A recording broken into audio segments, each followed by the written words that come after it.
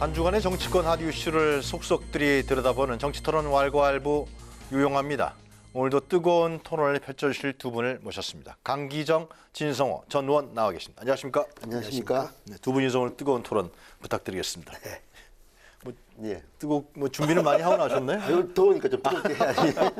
날씨가 많이 추워지다가 따뜻해졌어요, 다시. 아, 그래요? 네, 예, 예. 알겠습니다.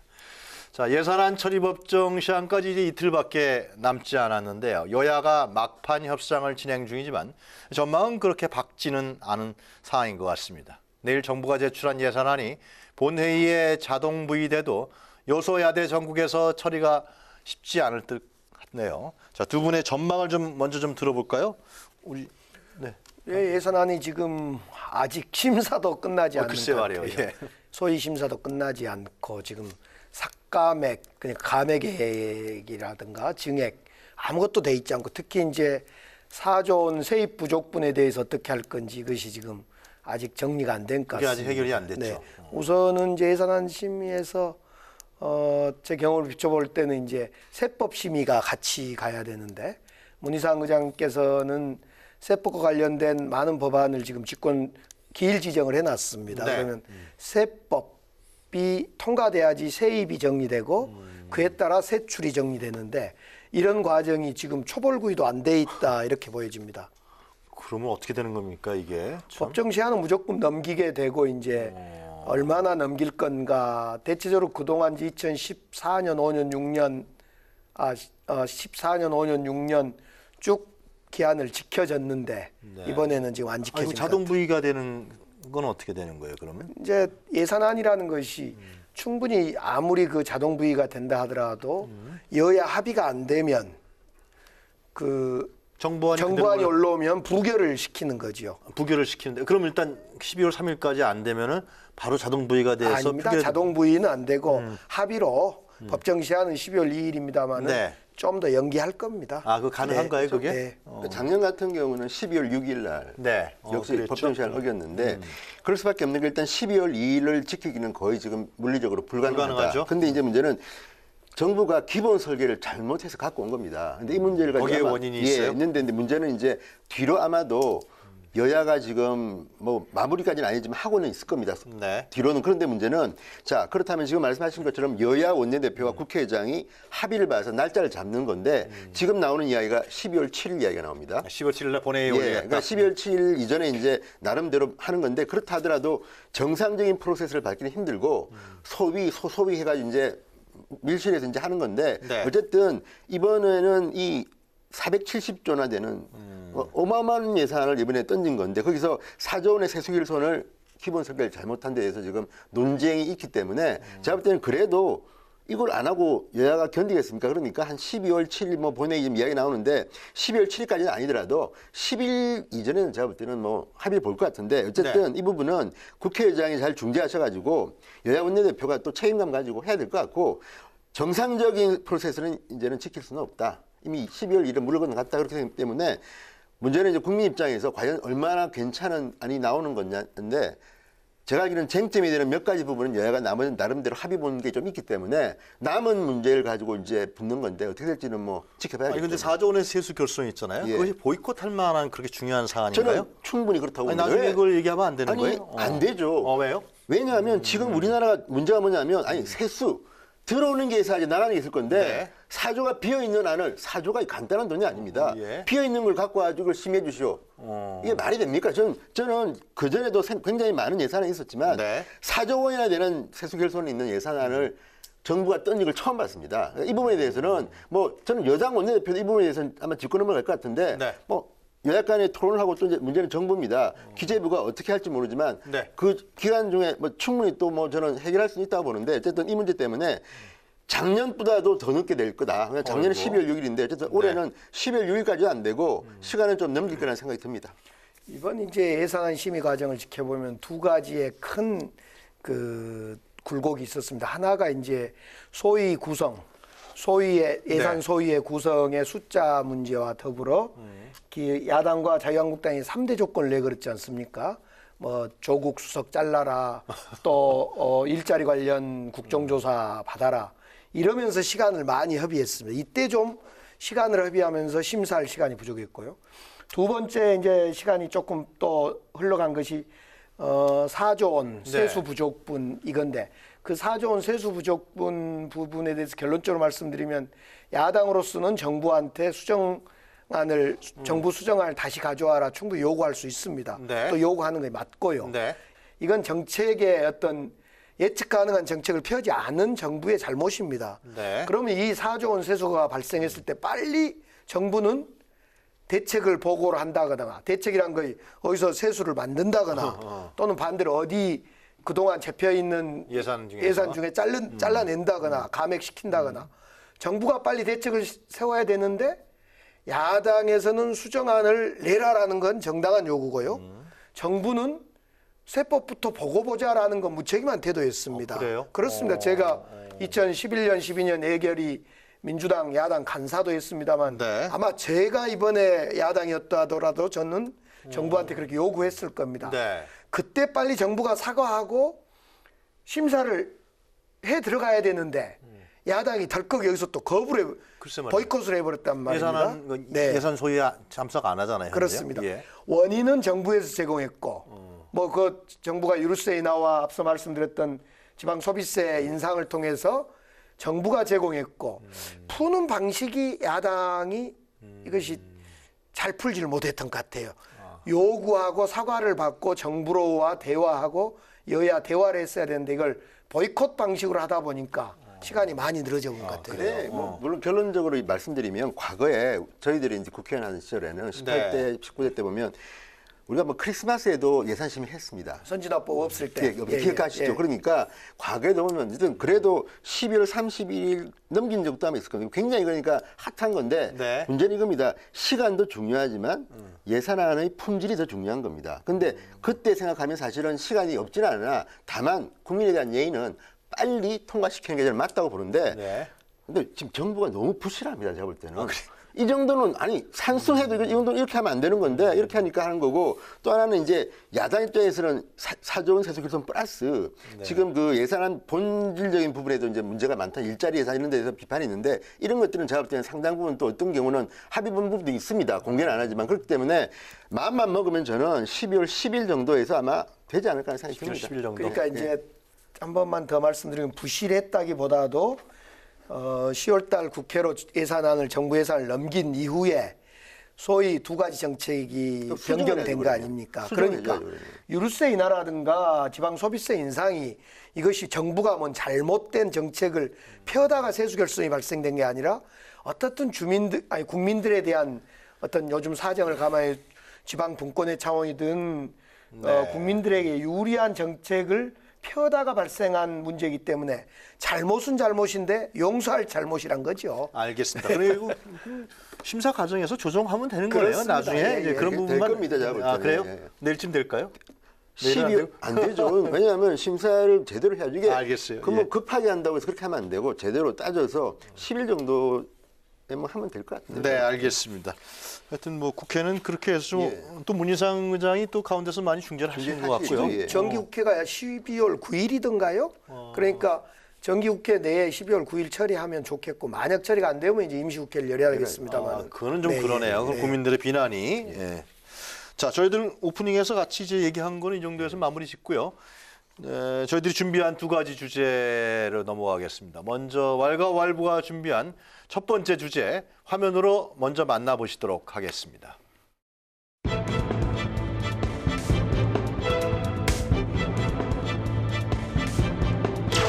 당을 일으켜 세우고 21대 총선에서 반드시 승리하는 발판을 만들겠습니다. 저와 함께 이 길을 함께해 주시기 바랍니다. 모두 함께 나서서 싸우실 수 있는 그런 당의 민주적 리더십을 반드시 확보하겠습니다. 우리 우파 정당 용기와 헌신의 리더십으로 지켜내겠습니다. 우리 당이 봄을 만들어줘야 일할 수 있는 그런 구조가 될 것으로 생각해서 제가 그동안의 경륜을 살려서 우리 당을 위해서 최선을 다하고자 합니다. 우리 스스로 뼈를 깎는 심정으로 살신성인하고 당을 새롭게 바꿔 나가야 합니다. 우리 당 지지율을 높이는데 저는 하나의 미랄이 되기 위해서 원내대표에 출마했습니다. 우리 당을 하나로 용광로처럼 녹여내서 국민들이 믿고 맡길 수 있는 그런 수권 정당을 만들어서 9년도 총선 그리고 대선을 우리 승리로 이끄는데 미랄이 되고자 합니다.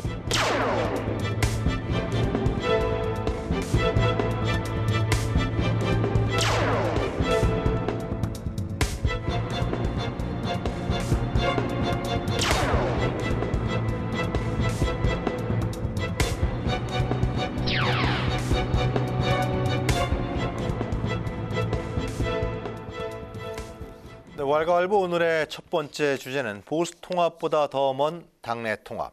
한국당 원내대표 경선의 향배는 어디로 갈 것인가입니다. 다음 달 중순이죠.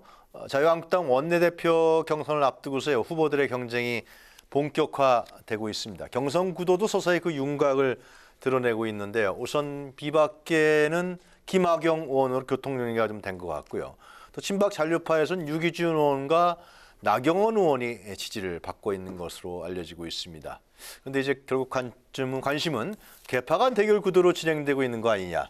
자, 한국당 원내대표 경선 어떻게 봐야 할지 먼저 우리 진 의원께서 좀 정리를 좀 해주시죠. 예, 방금 이제 5분의 출사표를 네. 들으셨는데 일단 이분들이 다 다양한 스펙트럼을 가지고 있습니다. 그러니까 예를 들어서 여기서 친박이라고 할 수 있는 진박이라고 할까요? 유기준 의원. 예, 왜냐하면 이분은 박근혜 정부에서 장관을 지내신 분입니다. 그러니까 친박 중에서 상당히 좀 강한 친박으로 분류되는 분이고, 그 다음에 유재중 의원은 중도적인 이미지지만 범친박. 아, 그래요? 범친박으로 불릴 수 있고. 진박 감별살 하시네요, 오늘. 아니요, 지금 평가를 지금 하는 거죠. 예. 그리고 또 하나 이제 나경원 의원은 중도파입니다. 네. 그러니까 어느 쪽에도 들지 않지만 지금은 친박의 지지를 네. 원하고 있습니다. 그리고 원하고 있어요. 예, 그리고 나름대로 친박에서 화답을 지금 하고 있습니다. 그러니까 왜냐하면 유기준 의원이 더 강성 친박이긴 하지만 네.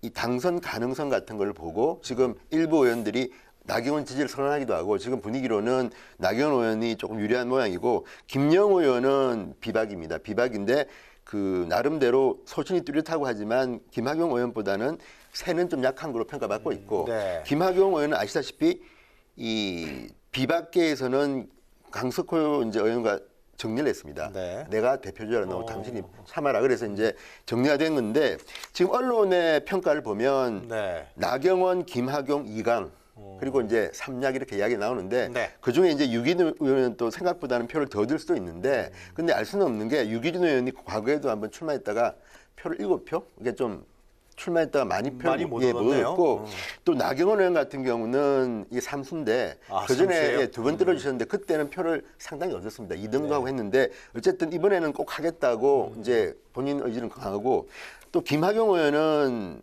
뭐랄까 이 스킨십 그러니까 지금 나경원 유기준 의원은 아시다시피 서울법대를 나온 좀 엘리트 코스를 그러니까 판사 지내시고 변호사 지내시고 이런 분들이고 김학용 의원은 그야말로 경기도 도의원에서 출발해서 흑수저 뭐 스카이 대학 이런 데 아니고 그래서 굉장히 생명력 있는 그러니까 김성태하고는 또 좀 결이 다릅니다. 김성태는 그래요? 덜깨라면 노조위원장 이쪽 출신이라면 이분은 그런 것보다는 좀 섬세하고 굉장히 좀 이 스킨십에 능한 분이기 때문에 그런 장점이 있고 유재중 의원은 또 이분도 알겠습니다. 간단치 않은 게 구청장 출신입니다. 삼선 의원인데 부산 PK입니다. 그러다 보니까 이 지역들도 나눠지는데 어떤 결과가 나올지는 모르지만 이번에는 물론 친박 비박의 그 개파 간 경쟁도 분명히 있습니다만 그것도 있지만 평소에 본인들이 얼마나 동료 의원들한테 덕을 베풀었는가 네. 그게 따라서 결과가 나오지 않을까 조심스럽게 예측해 봅니다. 진성원 전 의원은 그 후보장에서 누가 제일 가까워요? 저는 개인적으로 가까운 분이 있지만 여기서 말씀드리기는 좀 그렇고 그래요? 예.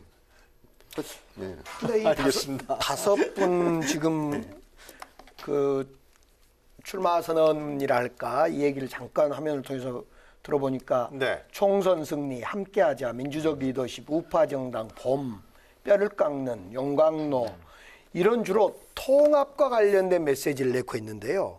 제가 볼 때 지금 자유한국당은 통합과 관련 메시지도 뭐 중요할 수 있겠습니다. 네. 뭐 표를 얻기 위한 그런 어떤 메시지일 수 있는데 실제로는 혁신을 어떻게 할 거냐에 대한 메시지라든가 그런 건 없어요. 비전과 보수의 깃발, 우리 자유한국당이 이런 정책과 보수의 깃발을 중심이 되겠다라는 이런 내용을 말한 사람은 한 명도 없어요. 유일하게 유재중 의원이 뼈를 깎는 심정으로 우리 당이 이런 줄 알았더니 살신성이 나고 본인 네. 이야기예요. 그러니까 전부 지금 무슨 이야기 하냐. 자유한국당은 국민들이 지금 쳐다보지도 않고 지지율도 완전히 뭐 아래에 머물러 있는데 어떻게 보수의 재탄생을 하고 자유한국당이 새롭게 나갈 건가 이야기하지 않고 아무튼 다 가보자 한번. 태극기 부대든 홍준표든 친박이든 네. 비박이든 뭐 복당파든 다 가보자. 네. 이래가지고는 살아나질 않을 것 같아요. 좀 참 이상하네요. 저희들도 사실 우리 민주당도 과거에 이런 그 아픈 경험이 있습니다만 그때마다 제일 1번 캐치프레이즈 혁신, 진보의 기치 뭐 이런 얘기를 했거든요. 근데 네. 어떻게 총선, 대선, 지방선거 3전 전패를 한 자유한국당이 다시 태어나겠다는 이야기는 않고 전부 아무튼 뭉쳐서 잘해보자. 네. 우리는 살고 보자.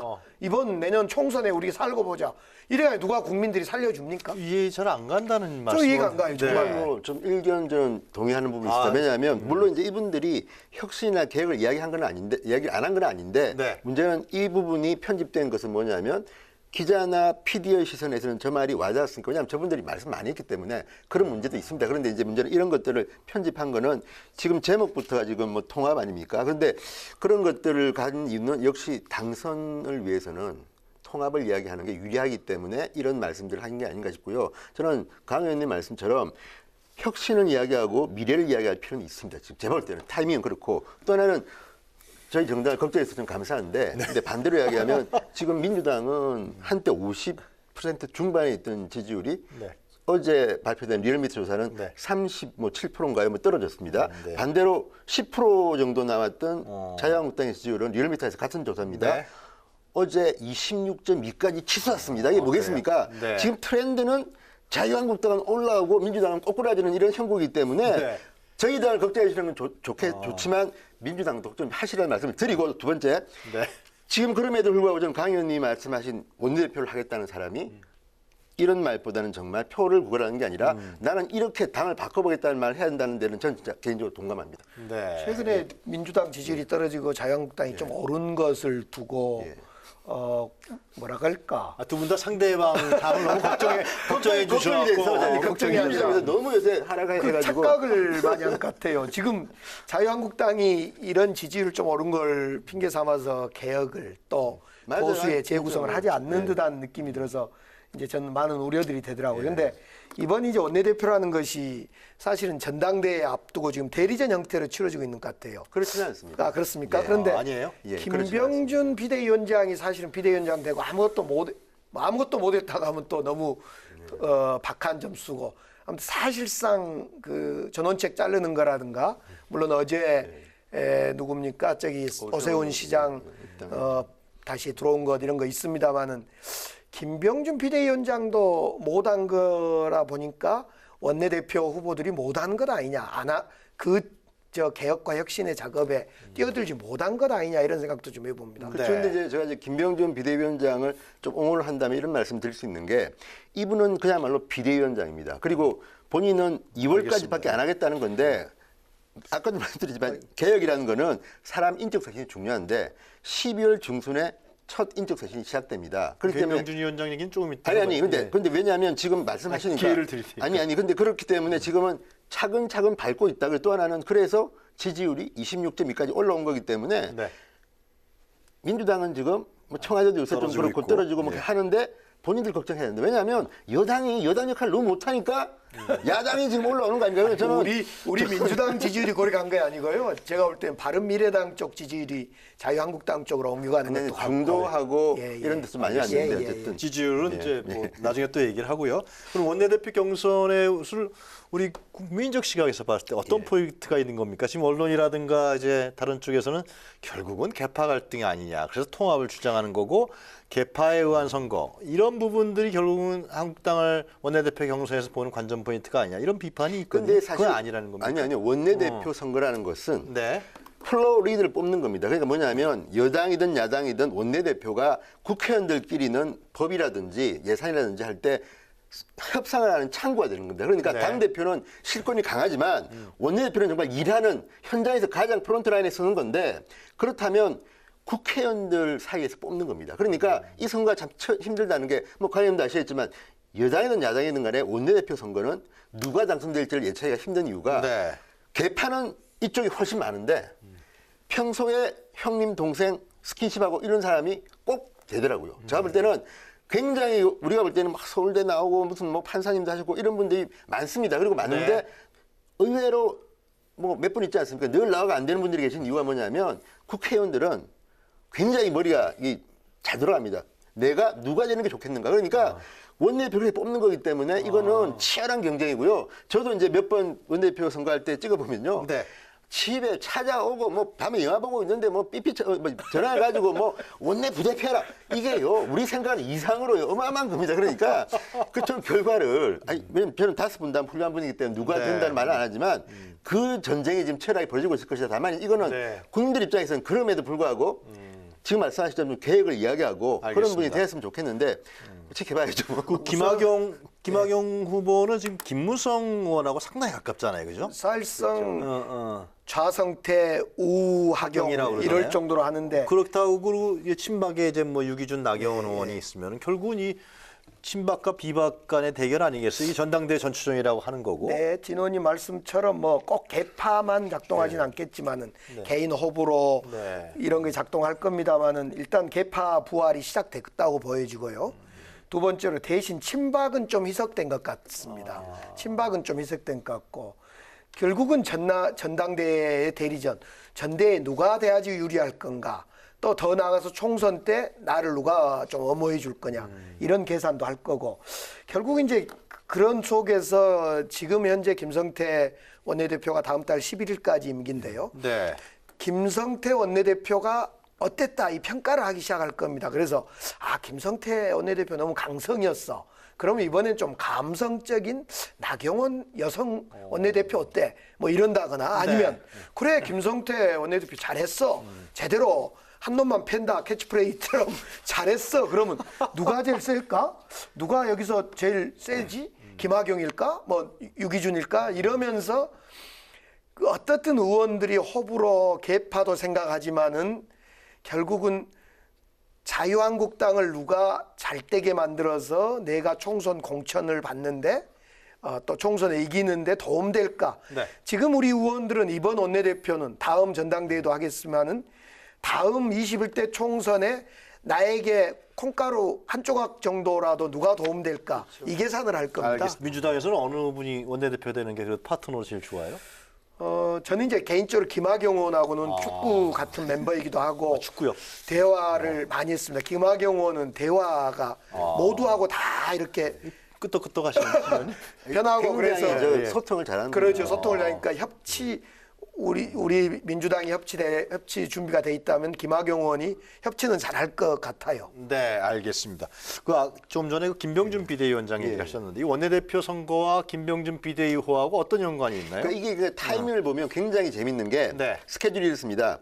일단 원내대표 선거를 먼저 합니다. 12월 중순에 하죠. 중순쯤 하겠죠. 그러니까 네. 아마 예산안까지는 김성태 원내대표가 맡을 겁니다. 중간에 그 바꿀 수는 없으니까 하고 아마 예산안이 끝나고 하면 자연스럽게 이제 선거를 하는데 네. 문제는 원내대표 선거할 때는 다들 이제 생존해서 선거를 하는데 문제는 그 끝난 뒤 직후에 국회의원까지는 아니지만 당협위원장을 해서 이제 날리는 작업이 있습니다. 그러니까 현직 의원도 상당수는 지금 당협위원장에서 배제시키겠다는 거 아닙니까? 김병준 위원장이요? 예, 그렇다면 지금 중앙특위가 또 이제 전원책 변호사는 빠졌지만 나머지 네. 분들이 굉장히 지금 말씀하시는 걸 보면 칼을 많이 휘두르실 것 같아요. 그래요? 그래가지고 지금 얼마나 될지 모르겠습니다. 그러면 아마 상당히 지금 말씀하신 것처럼 내가 생존 못하면 어떨까 이런 것 때문에 그런데 지금 당대표 선거는 또 어떤 상황이냐면 누가 나올지가 아직까지 정해지지 않았습니다. 그런데 이제 어제 오세훈 전 시장이 들어온 바람에 오 시장은 출마할 가능성이 높습니다. 나온다 그러는 것 같아요. 자, 밖에 있는 황교안 전 총리 그전에는 뭐 반반이라 그랬는데 지금 제가 볼 때는 들어올 가능성도 있다고 보는 이유가 네.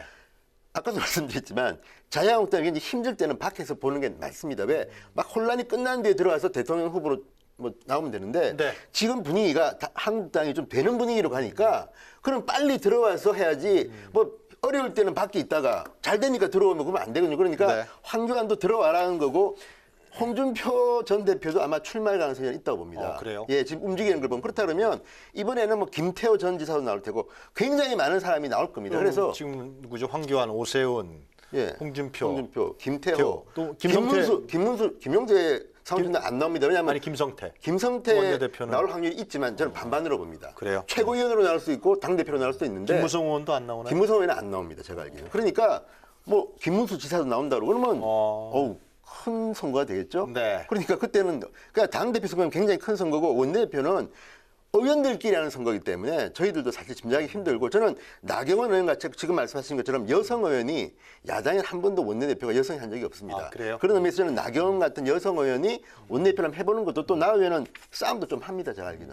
아니 네, 그러니까 야당 대표 싸움하는 거 못 봤는데 나경원 의원. 모르겠습니다. 야당 원내대표는 제가 볼 때는 김학용이든 누구든 간에 지금은 싸워야 될 때고 또 하나는 지금 싸움해야 할 일이 참 아니 많습니다. 그러니까 이 나경원 의원 친박 쪽에 힘을 받는다 그러면 아무래도 나경원 의원이 되면 향후 전당대회 때 친박 쪽이 유리하게 되고 근데 김학원 의원이 된다면 좀 비주류 쪽이 아니 반대로 이런 말도 있습니다.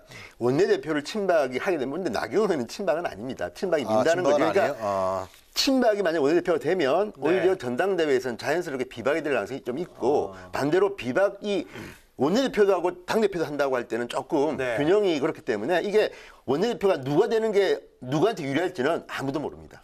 제가 볼 때는. 좀 시각이 다르시네. 원내대표와 전당대의 간극 사이에 이제 진 의원님 말씀대로 당협위원장 그 좀 컷오프가 이제 교체가 안 있습니까? 저는 이 절묘한 시점이기 때문에 새로 뽑힐 원내대표 중에 친박을 껴안고 원내대표가 된 사람은 엄청난 부담이 될 거다.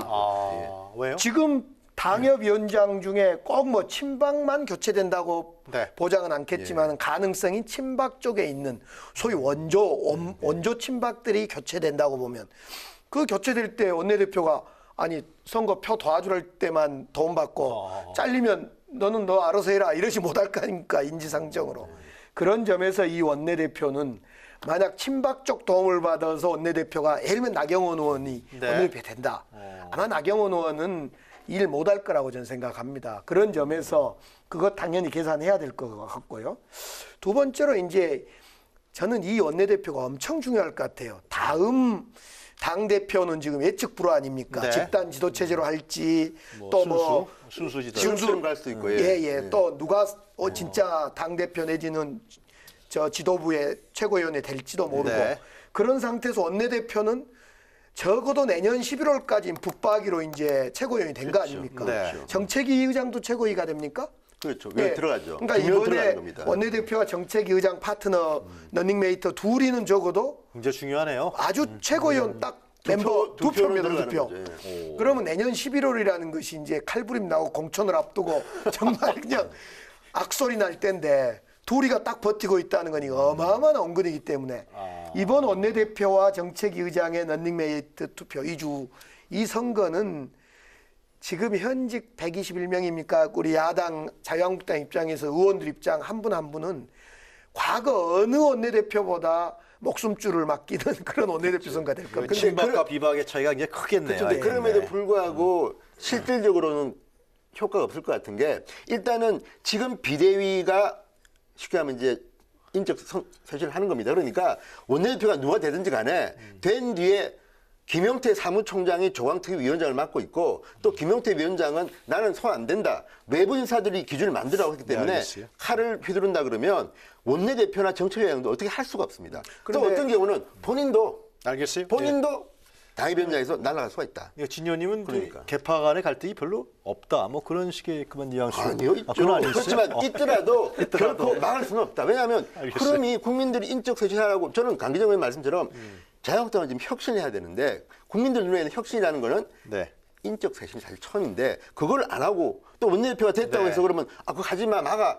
이거는요. 전원책 혁신했는데 인적 쇄신 전원책. 근데 전원책이 나갔는데 지금 지지율은 오르고 지금은 오세훈 시장 딱 들어오고 난 뒤부터 전원책 변호사 기사는 사라져버렸습니다. 그 마지막으로 간단하게요. 뭐 이건 예상되는 건데 김병준 비대위원호가 예를 들면 인적 쇄신을 하고 예를 들면 뭐 주류 세력이 이제 비박계가 된다 그러면은 이게 분당되는 거 아니냐. 뭐 예. 공천을 앞두고서 그건 어떻게 보세요? 공천 앞두고 아니라 이번에 바로 조금 분당까지는 아니지만 일부 친박 의원이나 또는 이번에 그 당협위원장에서 탈락한 분들이 네. 나갈 선전이 있다고 봅니다. 그래서 그래요? 그 숫자는 그렇게 많을 거라고 보지 않는 이유가 그래요? 어쨌든 리더가 있어야 되는 거 아닙니까? 그런데 리더? 당협위원장에서 탈락한 분 중에서 미래를 보는 그런 지도자가 뭐 있을 수도 있겠지만 그러니까 그 명분은 적다. 그리고 네. 또 하나는 다음 당대표 때 한번 그러면 우리가 미는 후보를 네. 뽑아보자 이렇게 수는 있겠지만 분당까지 갈 수도 있지만 가는 것이 실질적으로 쉽지는 않을 것이다. 네, 알겠습니다. 네, 그렇게 생각합니다. 자, 하여튼 첫 번째 주제는 이 정도에서 정리하죠. 뭐 강 의원님 더 말씀하신 말씀 저는 없으시죠? 이제 뭐 인적 쇄신에 김학연 의원이 됐으면 좋겠다 그 얘기 하셨고. 아닙니다. 그건 그렇지 아니에요? 않습니다. 나경원 의원 저하고 같은 동기이기도 하고요. 알겠어요. 제가 그 자유한국당에 표 하나도 없습니다. 아하. 저는 인적 쇄신의 그 크기, 그러니까 인적 쇄신의 범위가 어떨까를 가름하는 징표는 밖에 있는 예를 들면 지금 유승민 의원이라든가 또는 뭐 바른미래당의 손학규 대표라든가 등등 바른미래당을 포함하여 보수 대통합으로 갈 수 있는 그 메시지 네. 이 정도의 그 메시지 크기만큼이 인적 쇄신 되지 않을까 이런 생각을 해봅니다. 하여튼 뭐 진 의원님 말씀대로 최근에 이제 지지율이 반등됐죠 좀. 그죠? 인기가 좀 좋습니다. 표정이 틀려졌어요. 아니, 참 좋습니다. 30%는 아니잖아요. 아니죠. 근데 예, 이제 25% 알겠습니다. 예. 올라가겠죠? 그래서 뭔가 좀 하여튼 한국당 원내대표 경선이라든가 대표 선거가 많이 주목을 받고 있는 것 같은데요. 그 결과를 한번 또 우리 지켜보도록 하죠. 자, 첫 번째 주제는 여기서 정리를 하고요. 그럼 두 번째 주제 화면으로 먼저 만나보시도록 하겠습니다.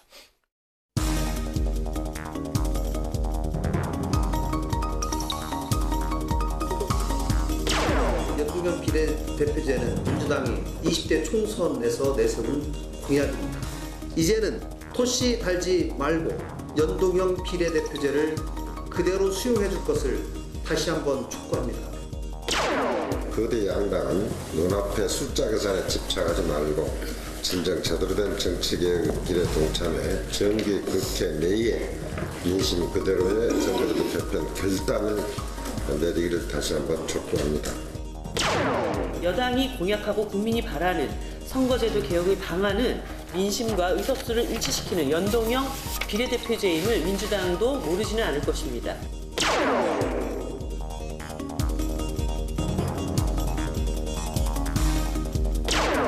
우리 당이 주장해온 권역별 비례대표제의 기본 틀 위에서 연동형 제도를 적극적으로 수용할 것임을 밝힙니다. 바른미래당과 민주평화당, 정의당, 야3당이 모여서 연동형 비례 도입을 촉구한 데 대해 자유한국당도 원칙적으로 동감과 공감의 뜻을 표한다는 말씀드립니다.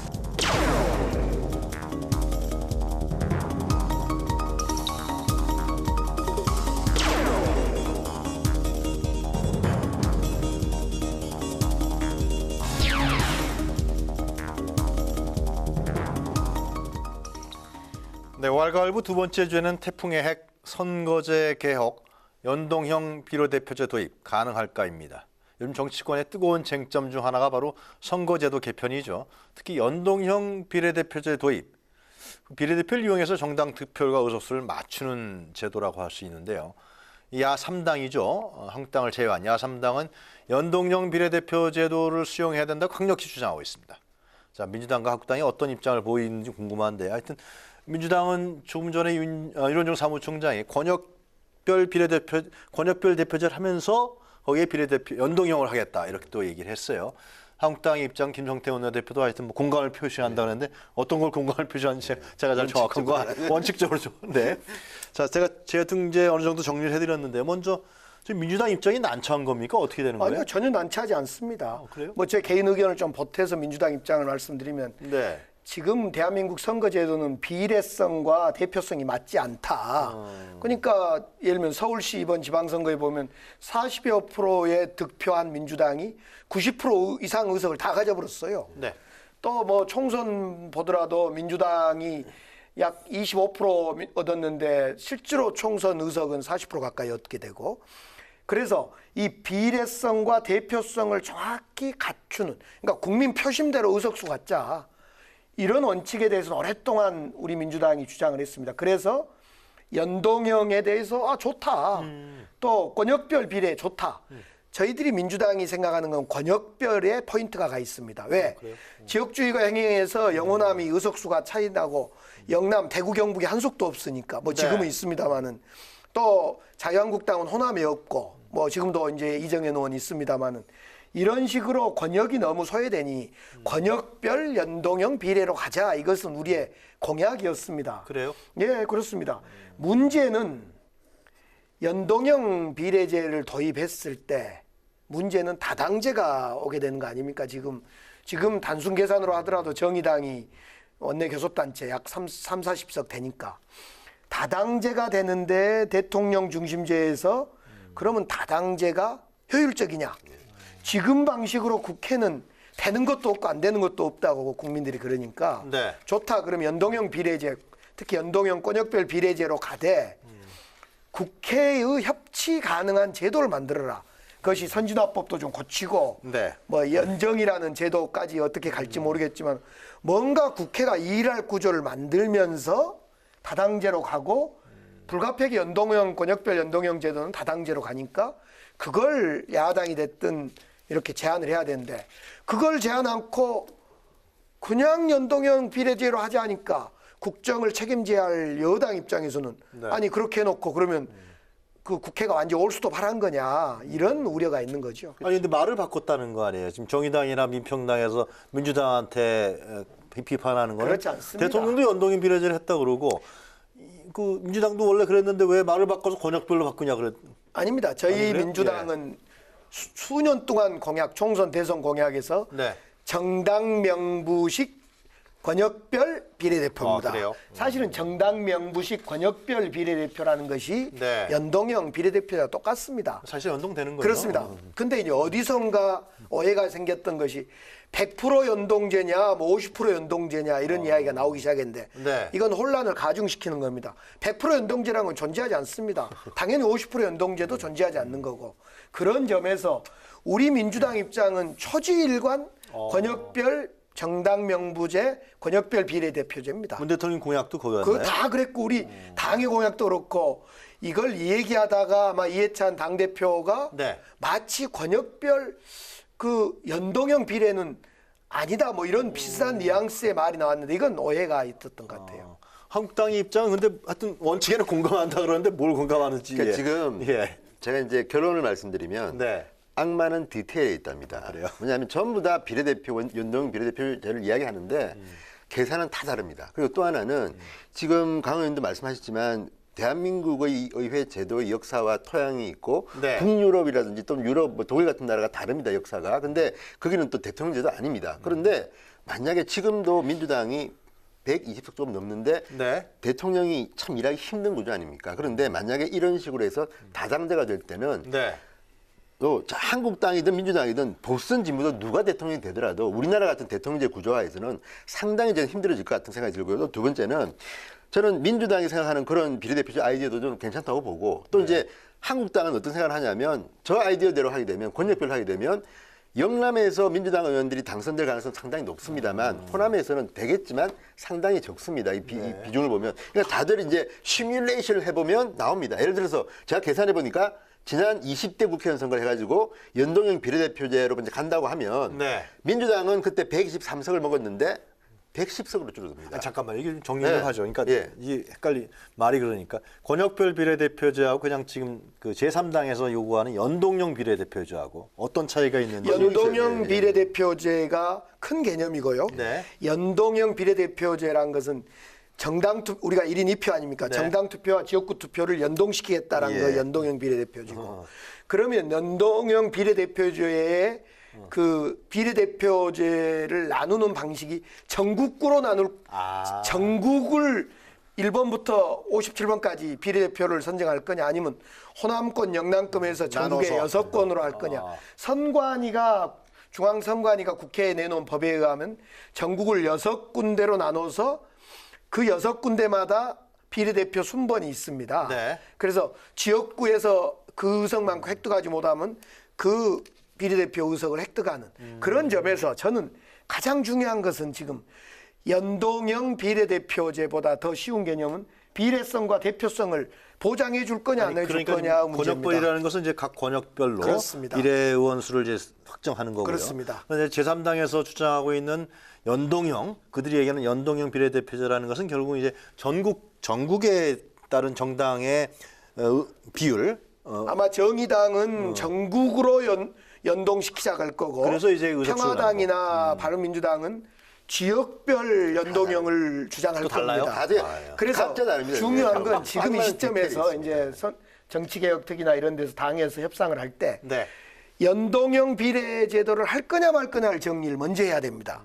두 번째로 그럴 때 그러면 권역별 비례로 할 거냐 전국형 비례로 할 거냐. 큰 개념이네요. 그렇죠. 이걸 두 번째로 하고 세 번째로 의석수를 늘릴 거냐 말 거냐 이렇게 해야 될 겁니다. 의석수 늘리는 문제가 제가 정개특위를 12년 중에 정개특위 간사를 2번 했는데요. 이 문제는 여러 번 나왔습니다. 지금 다 예를 들면 3당, 작은 3당은 이걸 안 하면 당의 존립이 문제가 있습니다. 그러니까 요구하고 있고 자유한국당은 권역별이라는 단어만 들어가면 죽었다 깨어도 안 받습니다. 왜 안 받죠? 그러니까 지금 표 계산을 해야죠. 표 계산을 해봐야 의석수 계산을 하면요. 권역별 연동형 비례대표자라고 하면 이거는 정의당이 볼 때도 민주당이 상대적으로 유리한 제도다. 그러니까 뭐냐면 이게 지금 게임의 룰을 가지고 이제 토론하는 겁니다. 그런데 게임의 룰을 토론할 때는 과반수 의석 정당이나 100석 의석 정당이나 다 입장을 다 같이 반영합니다. 왜냐하면 게임의 룰이니까. 그러니까 과거 한나라당이 과반수고 여기서 한 80석 있을 때도 이 게임의 룰을 할 때는 똑같이 1대1로 하는 거 아닙니까? 그렇다 그러면 지금은 어떻게 됐냐면 민주당이 지금은 좀 다르지만 처음에 이제 문재인 대통령의 인기가 한 84% 정도 지지율 나올 때는 야 지난 지방선거처럼 만약에 지금으로 선거하면 거의 뭐 300석 중에서 230석 내지 50석이 민주당이 하는 겁니다. 그러니까 민주당 입장에서 속으로는 지금 제도가 좀 좋은데 뭐 그래서 쉽사리 연동 비례대표제 수용을 말 안 했던 것 같고 이건 이제 야3당 좀 작은 정당들의 주장입니다. 또 반대로 한국당의 경우도 야당이긴 하지만 덩치가 큰 야당입니다. 지금 제도대로 하는 것이 상대적으로 이 의수를 많이 할 수 있는데 반대로 지금 민평당이나 바른미래당이나 정의당 입장에서는 지금 제대로 하게 되면 오히려 다음 선거는 더 힘들어진다. 한국당은 현재의 그냥 소선구제도 제가 볼 때 속마음은 지금처럼 왜냐하면 한국당도 사실은 홍준표 대표 시절에 좀 인기가 떨어졌을 때는 이러다가 우리 다음에 뭐 50석도 못 건지겠다는 실이 있었습니다. 그럴 때는 연동제 뭐 얘기하다가 요즘은 여론서 올랐으니까 이런 분위기면 다음에 과반도 하는데 왜 굳이 그래요? 그러니까 이게 지금 사람들이 입장에 따라 막 흔들리는 건데 그래서 저는 원칙적으로 이제 김성태 원내대표 뭐냐면 원칙적으로 연동형 비례대표제는 찬성한다는데 다만 디테일에 들어가면 또 이게 퍼센테이지라든지 의원수인데 이 자유한국당 주장은 뭐냐면 300석 이상 늘리는 건 반대입니다. 국민들이 의원수 줄이는 건 좋아하지만 늘리는 건 반대라는데 지금 정의당이나 이분들이 하는 아이디어로 하면 제가 볼 때는 370석 정도는 갑니다. 그러면 이 문제는 또 어떻게 할 거냐. 그런데 비례성을 강화하려면 의석수 늘려야 되는 거 아니에요? 불가피하잖아요. 그렇죠. 그런데도 안 늘리고 예컨대 뭐 선관위안을 보니까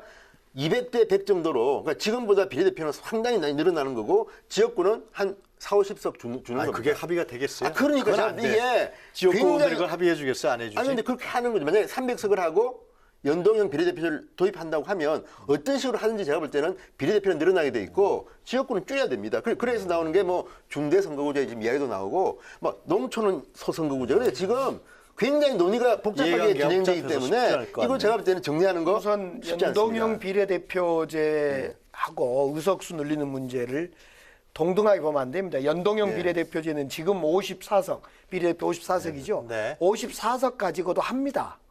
만약 우리 민주당이 주장한 것처럼 권역별 연동형 비례를 하려면 54석 가지고 하기에는 그렇죠. 호남 뭐 5석, 뭐 영남 10석 이렇게 안 되니까. 그러니까 연동형 비례대표제를 받을 거냐 말 거냐 비례성과 대표성 때문에 이걸 먼저 결정하시고요. 그러면 연동형 비례를 받는다면 54석 의석수 안 늘리려면 또 지역구 안 줄이려면 그냥 정의당이 주장한 것대로 가는 거고 만약 권역별로 가려면 비례대표 의석수를 확 늘리는 경우가 있고 그러나 연동형을 받든 뭐 늘리든 줄이든 전제는 제가 드리고 싶은 말씀의 전제는 국회가 돌아갈 수 있도록 해야 됩니다. 그러니까 지금 선거제도의 개혁의 핵심은 비례성과 대표성을 강화하는 것이 하나가 있지만 또 하나는 국회가 돌아가도록 해야 됩니다. 사실 저 책임도 있습니다만 국회가 한때 동물국회로 싸움국회 아니었습니까? 그러다가 동물국회 없애자고 하다 보니까 식물국회가 된 거예요. 이 식물국회를 바꾸는 뭔가 선진화법 개정을 포함해서 국회를 돌아갈 수 있게 하는 그것을 야3당이 연구해서 제안해내야 됩니다. 지금, 야3당은요. 예. 자기 당리 당략 아니, 근데 때문에 지금 우리가 죄송합니다. 그러니까 같은 얘기인데요. 지금 국회의원이 지금 인구 지금 우리가 17만 명당 한 명으로 되어 있는 것 같아요. 근데 유럽이라든가 이런 다른 나라 보면 이제 10만에서 12만 정도의 한 명으로 된. 문희상 국회의장이 그런 얘기를 했잖아요. 월급을 국회의원 월급을 좀 세비를 적게 가지고 와서 그걸 가서 예산을 해서 의원수를 늘리면은 국민들이 동의하지 않겠냐. 이렇게. 국민들이 근데 안 해요? 예산을 총량을 동결하는 걸 믿지를 않겠다는 거 아닙니까? 아니 줄여서. 그러니까 줄여서. 그러니까 예를 들면 국회의원 월급을 3분의 1로 깎고 뭐 이렇게 줄여서 국회의원 당신들 때 되면 여차하면 올려볼 거 아닙니까? 이제 이렇게 말 바꾸게 할 거 아닙니까?라고 이제 불신을 하고 있고요. 네. 저는 지금 17만 명당 국회의원 한 명이 많냐 적냐 논의 의미 없다고 봅니다. 그래요? 이걸 적다라고 말하면 국회의원을 더 늘릴 논리도 있고 또 새로운 시대에 이 SNS가 발달되어 있는 이 상황에서 뭔 이렇게 국회의원이 많을 필요가 있냐라고 주장할 수도 있고 저는 중요한 것은 네. 지금 국회에서 중요한 것은 왜 우리가 선거제도를 개혁하냐. 핵심은 대표성과 비례성이 보장이 안 되니까. 유권자의 사표를 또 방지하고요. 예, 사표 방지가 네. 비례성 대표성 아닙니까? 네. 또 하나는 국회가 돌아가도록 해야 되는데 그러기 위해서 어떻게 할 거냐. 지금 만약 비례성 대표성이 중요합니다.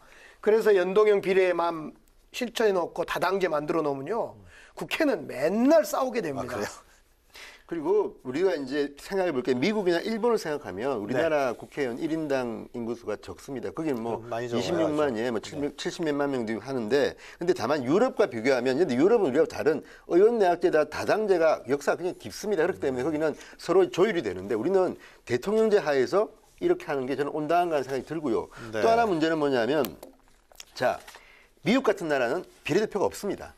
그러니까 일부 국민들은 아예 비례대표 하는 게 뭐냐? 왜 우리가 찍지도 않은 사람들이 뭐 그런 얘기 나올 수 하느냐? 있죠. 그러니까 이런 건 논의는 굉장히 광범위하게 있는데 이런 경우는 그래서 저는 아무리 뭐 30%지만 이번에 뭐 40% 받아가지고 90% 했다지만 네. 저는 그 맞다고 봅니다. 왜냐하면 그 지역에서는 최소한 왜냐하면 지역별로 보면 그 지역에서는 한 표라도 더 많이 받은 분이 네. 의원이 되는 겁니다. 그게 저는 민주주의 원리이기 때문에 모든 비례대표가 아까 뭐 정의당이 주장하듯이 그 정당 득표율에 따라 가지고 전국적으로 준다?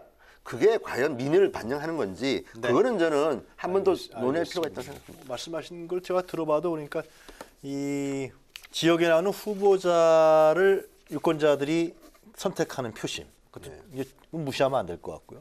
그다음에 비례성 얘기 나온 대로 사표로 떨어지는 이 부분을 방지해서 그 부분을 다시 비례성으로 어떤 유권자의 표심을 환원시키는 문제 그리고 말씀하신 대로 지역주의에 대한 극복 문제 이런 부분들이 좀 같이 했으면 좋겠다 생각이 들어요. 자유한국당은 이 나눠져 있는 지역주의 빨강파랑으로 나눠져 있는 지역주의 극복을 위한 어떤 대안을 좀 고민을 해 주셔야 되고요. 분리 유분리만 따지지 말고 우리 민주당은 여당답게 의석수가 설령 줄어들더라도 그렇죠. 비례성과 대표성을 어떻게 확보할 건가 해주시고 정의당이나 저 3당은 어떻게 하면 국회를 원활하게 돌아가는 다당제하에서 원활하게 돌아갈 수 있는가를 제안을 해줘야 됩니다. 각자. 그렇지 않으면 이건 그냥 논의하다가 시간 지나서 끝나게 됩니다. 그리고 이거는 제 생각에는 마지막으로 제가 좀 저도 이제 두 분만 오늘 계시니까 이게 할 수 있는 선에서 합의했으면 좋겠어요. 이게 선거제도는 상당히 복잡한 이해관계가 충돌하기 때문에 조금씩 진전되는 과정으로 나갔으면 좋겠다. 그렇습니다. 그렇게 국회에서 좀 여야가 의견을 모았으면 좋겠는데요.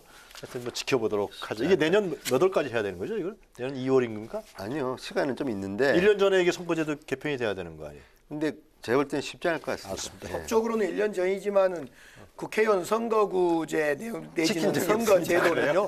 국회의원 선거 있기 2달 전에 결정됩니다. 지역구 획정도 다시 안 어겼는데 이거 뭐. 예. 알겠습니다. 자, 오늘 토크 마무리하기 전에요. 오늘 이 정도로 정리하고요. 두 번째 주제는 토크 마무리하기 전에 이제 두 분 패널께서 선정하신 사진 한 컷 보도록 하겠습니다. 먼저 진성호 전 의원이 준비하신 사진 한 컷 보도록 하겠습니다. 제가 이제 이 자리에서 몇 번 예. 말씀드렸습니다. 오세훈 들어와라, 간보지 마라. 예. 김성태 들깨가 한 말이 아닙니까? 그런데 들어왔습니다, 진짜. 전격적으로 들어왔는데 이게 이제 김병준 위원장으로서 굉장히 기분 좋을 겁니다. 왜? 네. 그 전까지는 김병준 체제 뭐 빨리 그만둬라 이런 이야기에다 딱 들어오니까 정리가 돼버렸습니다. 그리고 또 하나는 오세훈 시장뿐만 아니라 황교안 전 총리도 오늘 뭐 어떤 강연을 하다가 함께 힘을 모아가지고 손을 잡자는 말을 했다는데 들어올지 안 들어올지까지 모르지만 상당히 오세훈 전 시장의 왜냐하면 오세훈 전 시장이 중앙일보 인터뷰에서 그 이야기를 한 겁니다. 황교안 전 총리님도 훌륭한 분이시니까 같이 한번 해봅시다. 그러니까 그 화답을 했는데 그렇다 그러면 밖에 있는 잠룡들이 들어올 거 아닙니까? 그래서 저는 누가 당대표가 될지 모르지만 지금 뭐 민주당은 잘 나가시니까 뭐 그렇지만 한국당은 미래를 쏠 수 있는 사람. 그게 뭐냐면 오세훈이라는 사람에 대한 평가는 뭐 다양하겠지만 오세훈이 들어오고 황교안이 들어오고 근데 이렇게 카드가 되면 당의 미래 자산이 들어오는 겁니다. 그러니까 당으로는 경사고 또 뭐 듣기는 김용세 사무총장이 그전에는 뭐 굉장히 곤란한 질문 받았다고 합니다. 몇 명 자르냐 그러다가 이번에 오세훈 들어오냐 이것 때문에 뭐 전화 때문에 난리 어마어마하게 전화 왔는데 그때 즐거운 비명을 질렀다는 거 아닙니까? 근데 그런 것들을 보면 오세훈 전 시장의 입당은 별거 아닐 수도 있지만 한국당에 있는 많은 분들은 되는 집이 되기 시작했다. 즐거운 일이다. 그래서 저는 굉장히 고무되시는 것 같아요. 저는 아주 요새 기분이 좋습니다. 근데 아주 좋습니다. 한 말씀 굳이 비판적 검토하면 오세훈 전 시장은 실패한 미래 아닌가 싶고요. 또 하나 무상급식 문제. 무상급식 문제를 비롯해서 사실은 자유한국당을 싫다고 떠났던 사람 아닙니까? 또 그렇죠. 어떻든 반성도 있었습니다만은 그래 실패한 정치인, 실패한 미래다 이렇게 보여지고 황교안 총리야말로 박근혜 사람으로 반성이 없어요. 여기 황교안 총리는 참 이상한 사람이에요. 그래요? 저는 또 한마디만 짧게 하면 그러니까 강 의원 같은 신분이 오세훈을 좀 더 세게 비판해 주세요. 왜냐하면 우리 지지자들이 그 이야기 하는 거 아닙니까? 최근에 종편을 틀었더니 오세훈 입장에서 기분이 좋은데 이 저쪽 진보 쪽 채널들이 자꾸만 막 시비를 거니까 정말 오세훈이가 센가 보다. 저렇게 심한 말. 그러니까 저는 민주당 쪽 사람들은 오세훈을 좀 비판을 더 세요. 너무 약해요. 제가 계속하겠습니다. 광진구에 뭐 나가겠다고 충선 때? 집이 그쪽이라서 그런 건데 집을 최근에 이사했다면서요 그쪽으로. 원래 거기 살았는데 원래 왜냐하면 거기 이제 딸이 추미애 전 대표하고 그러면은 아니 뭐 오세훈 시장이 추미애 전 대표하고 붙을 수도 있는데 문제는 이제 그 지역은 다른 사람이 나와도 제가 볼 때는 추미애 전 대표한테 이깁니다. 그런데 왜냐하면 우리가 볼 때는 그게 상대적으로 좀 좋은 지역입니다. 더 흠지가 있습니다. 그러니까 진 의원님은 어떻게? 아니요, 저는 뭐 정치할 때 할지도 그 자리 판단하겠으나 뭐 문제는 그겁니다. 추미애 의원 지역구는 사실은 추미애 의원이 잘해서 그런 거지 그 지역구가 민주당 입장에서는 좋은 지역구는 아닙니다. 그죠? 예. 그 뭐 광진을인가 뭐 그런데 거기는 솔직히 조금 그 서울에서는 좀 흠지는 아니고 오세훈은 제가 볼 때는 조금 더 흠지로 갈 수도 있겠다. 뭐 그런 생각이 듭니다. 하여튼 진성호 전 의원께서는 오세훈 전 의원에 대한 많은 기대와 희망을 품고 있다. 그렇게 저희가 볼 수 있을 것 같습니다. 하여튼 자 사진 한 컷 얘기하다가 너무 많은 얘기를 했어요. 요즘에 자유한국당 정치인들 만나면요. 우리 진 의원님도 그렇지만은 최근에 차명진 의원 만났더니 기분이 좋다고. 그래요? 막 그래서 제가 이거 알겠습니다. 자 강기정 의원께서 준비하신 사진 한 컷을 그럼 보도록 하겠습니다. 철만은 달리고 싶다. 오늘 북한 철도 현지 조사하러 떠난 저 무궁화호 사진 한 컷. 저 막 돌아선역 그 철책선 지나는 그 장면입니다. 사실은 이제 이번 조사한 2,600km 중에는 경의선, 그러니까 평양을 통해서 신의주까지 가면 신의주 특구가 있고 또 동해선을 타고 쫙 위까지 올라가면 나진선봉 특구가 있습니다. 북한에 5개 특구가 있는데 그중에 제일 관심 갖는 신의주 특구와 나진선봉 특구 두 개를 잇는 경제철입니다. 이건 사실은 경제 전설이다. 그리고 이제 이걸 TCR로 시베리아로 가는 것, 중국으로 가는 TSR, TCR 두 그 열차 아닙니까? 그래서 제가 제목을 광주에서 파리까지, 부산에서 모스크바까지 달리자 이런 그 철만은 달리고 싶다 이 사진을 내놨는데요.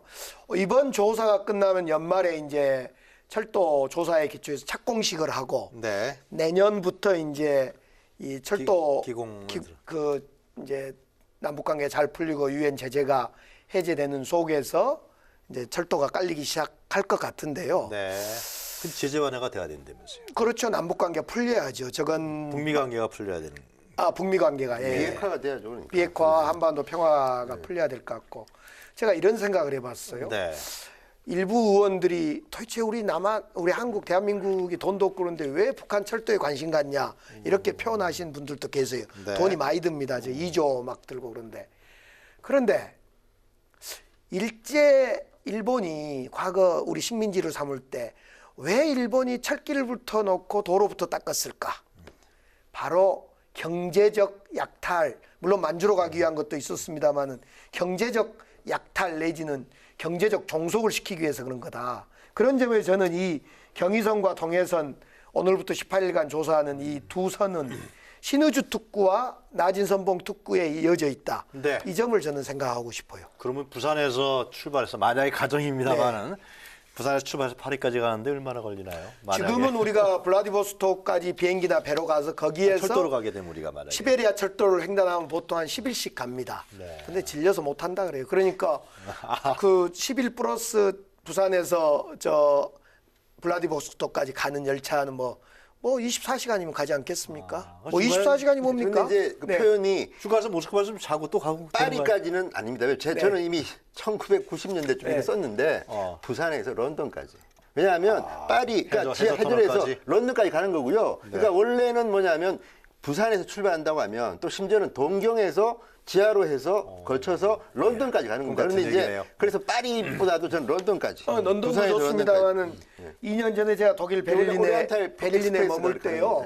지금이 박근혜- 한답잔치는 거기서 해도 돼. 박근혜 대통령이 통일 대박 이야기하면서 예. 저 블라디보스토크에서 파리까지 들어왔습니다. 예. 베를린까지. 예. 알겠습니다. 시베리아 횡단 열차를 타봤는데 진짜 된다면 얼마나 그러니까 비핵화만 되고 평화만 온다면 네, 알겠습니다. 가보죠 한번. 네. 김정은 위원장인데 조금 왔다 갔다 하니까 문제인데. 연대 들어온다는 얘기가 있는 것 같은데. 그 모르겠. 근데 그 들어온다는 이야기 있었는데 문제는 지금 하도 합방한다는 얘기가? 북한이 왔다 갔다 이 스탠스를 그래요? 비핵화를 확실하게 하면 지원해 주는 같이 진행되는 거 많은 아닌가요? 분들은 알겠습니다. 북한이 왔다 갔다 한 게 아니라 미국이 지금 보장을 안 해주니까 그거는 제가 볼 그런다 때 이런 이야기도 합니다. 알겠습니다. 자, 북한 철도 현대화를 위한 남북 공동조사가 이제 시작됐습니다. 북한 철도 구간에 대한 점검을 위해서 오늘 아침 우리 측 열차가 북쪽으로 향했는데요. 남북 철도 공동조사는 국제사회 대북 제재가 지속되는 상황에서 사실상 첫 남북 경제 협력의 일환이라는 점에서 그 의미를 더하고 있습니다. 남북 철도로 다시 있는 사업이 10년 만에 다시 본궤도에 올랐습니다. 분단의 상징이었던 철도가 이제는 남북 교류의 신호탄이 된 만큼 남북 철도 연결 사업이 차질 없이 추진될 수 있기를 바랍니다. 더불어서 그동안 지지부진했던 북미 대화에도 가속도가 붙을 수 있기를 기원합니다. 자, 정치토론 왈가왈부 오늘은 여기까지입니다. 두 분 수고하셨습니다. 저희는 다음 주 금요일 이 시간에 다시 찾아뵙겠습니다. 감사합니다. 재밌습니다.